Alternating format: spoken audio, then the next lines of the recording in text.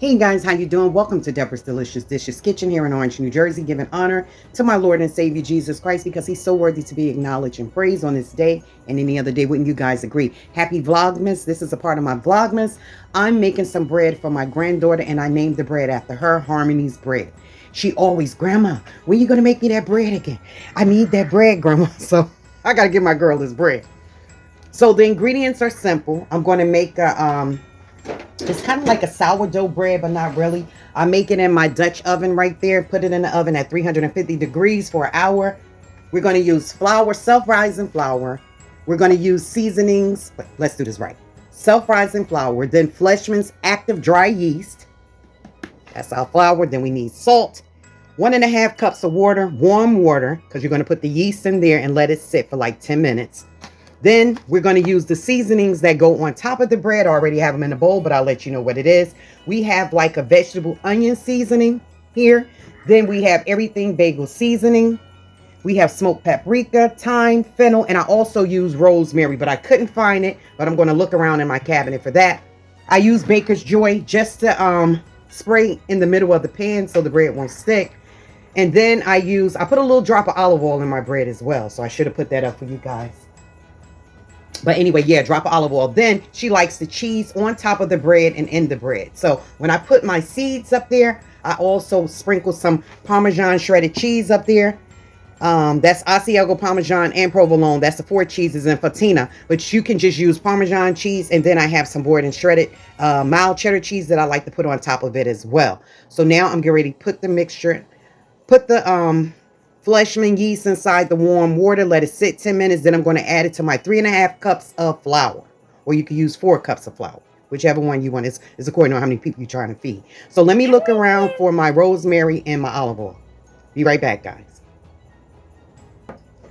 Okay, guys, so now the yeast has been sitting. You see the timer just went off. The yeast has been sitting in the warm water. Now I'm going to add a teaspoon of salt. We're going to put that in here in the bowl with the 4 cups of water. And remember, that's warm water. You see the bubbles in it? That means the yeast is doing its thing.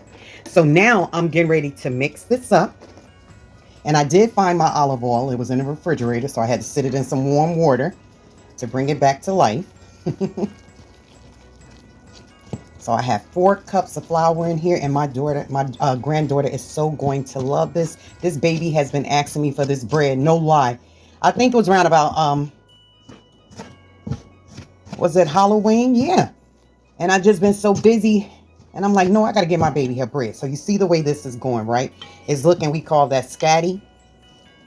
And it feels a little warm because of the water. So I'm going to start adding my seasonings and a little olive oil. Hold on. So I had to add some more flour because sometimes that's what happens when you, you put your wort and yeast in it. It's going to let you know, it's according to how the yeast absorbs, the wort absorbs the bread. So I don't think we need any more flour after this. But let me tell you something, guys. There's nothing like making fresh bread yourself. The smells that be in your house, even the smell of the yeast, I just love that. Maybe that sounds weird, but I just love the smell of that yeast forming in the bread, and to know that with your hands, you're actually making something. You're actually making something. And then, people want to enjoy it, and it tastes good, and it's filling, and it's satisfying knowing that you did it. And you're giving it to someone that's going to appreciate it, So, this is how we do this. And I'm just moving it around. Now I'm going to add a little olive oil and my seasonings. First, I'm going to put my seasonings in it. Hold on. So here, guys, are my seasonings. So I'm just going to use just 1/4 of this for my bread, right? To incorporate it in the bread. And the rest is going on top of the bread. So you're going to get that all in your bread. And then you're going to sprinkle some cheese in your bread and a little on top for that crust.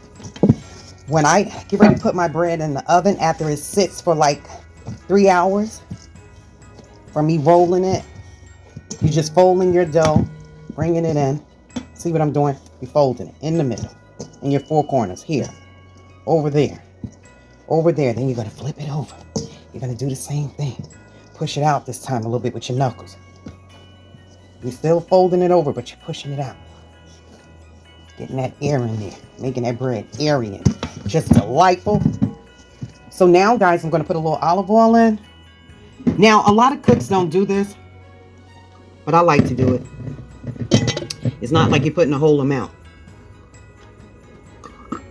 I'm just eyeballing it just a little. Maybe like a teaspoon. All right, that's all you need. Now I'm going to finish working this. Then I'm going to show you that I'm going to leave it in this bowl, put a warm towel on it, and it's going to be up here for 3 hours. Or you can sit it on top of your stove with the oven on and let it just sit there. I think that's what I'm going to do with the warm towel. You can either wet a towel with warm water and just put it on top of the bowl. Okay? All right. Be right back.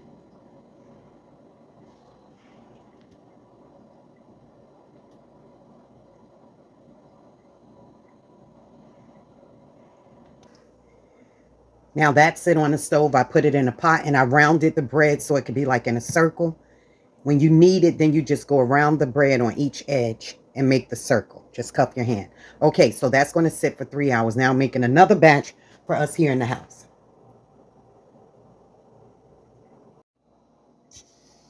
Guys, I just love the smell of the dough. I love the feel of the dough.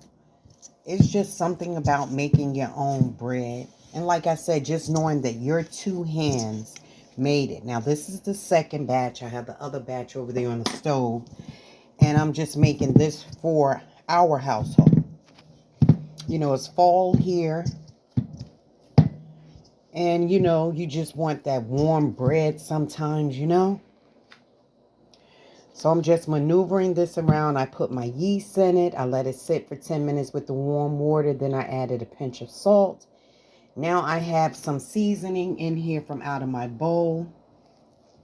And I'm going to continue to mix this. And then I'm going to let this sit for 3 hours.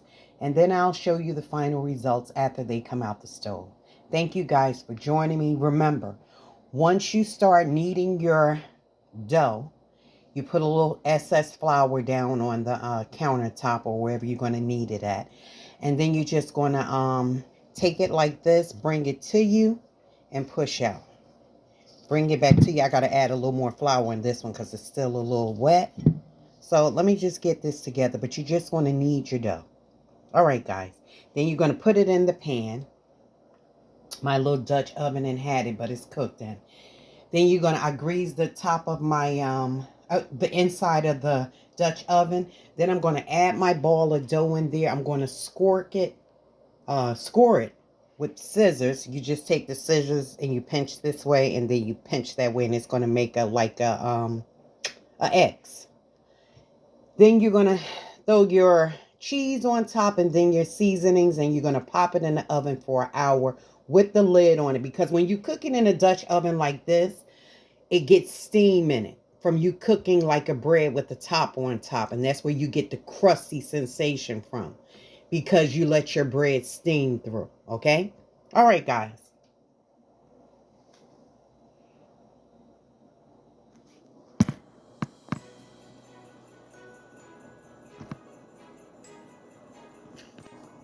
So, guys, this is how you do it.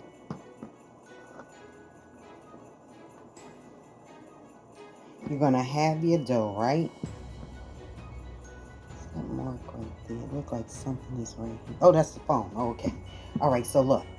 I'm going to do it in front of you like this. You're going to have this dough. You're going to push it out, right? Bring it back to you. Going 4 corners. Here, push out. 4 corners. Pull it in, push it out. Fold it in, push it out. Fold it in, push it out. Then we're going to take it. We're going to fold it in half, right? Again, push out. Fold it in like the flap on the envelope. Push out. Fold it in, push out. Fold it in, push out. Then you're going to take it, guys, right? And you're just going to go around it like this, like you're swirling it. And you're going to keep doing this and it's going to form a ball.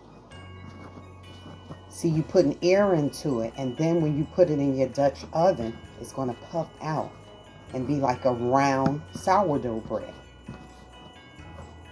Flip it over, do the same thing.